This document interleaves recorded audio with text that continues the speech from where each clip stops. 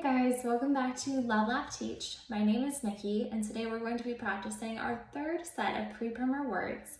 The first word in the set 2, I always have my students hold up 2 fingers and I let them know that yes, it sounds like the number 2, but this 2 is spelled differently. We spell it T-O, and we use that like when we're saying we are going to the store. So we do that a few times. We'll say T-O to the store to let them know that that 2 is a little bit different than the number 2.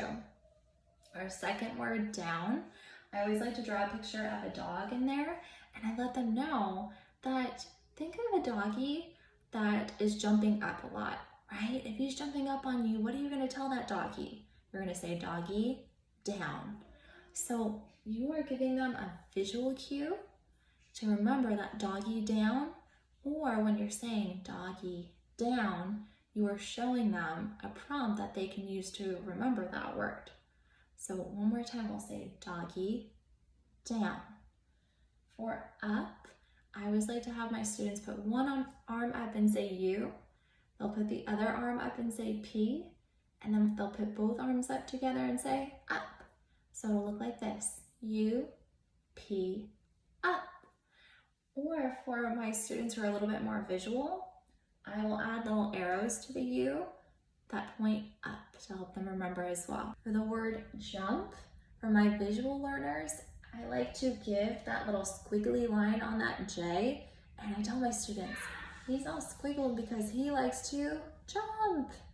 Or I'll just simply allow my students to get up and jump when they see that word.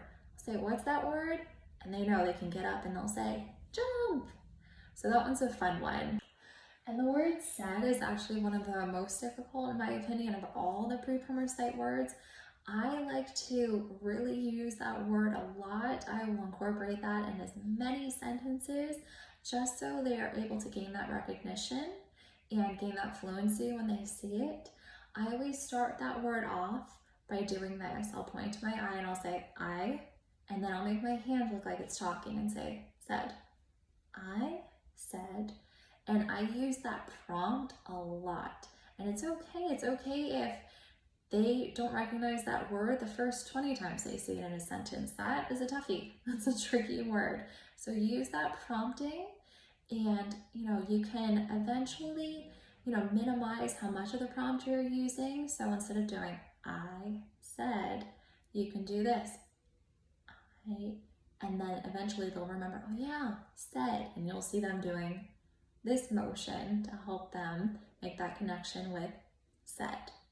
I also like to draw a little speech bubble above that I to make it look like it's talking. I said, and that helps my students who are a little bit more visual. And that's gonna wrap up our video for today. If you liked the video, please give it a big thumbs up. And if you haven't done so, please subscribe to the channel, as I will be adding a lot more videos to give you a bunch of tips and tricks that you can use to teach your kiddo how to read those sight words. I'll see you next time. Bye.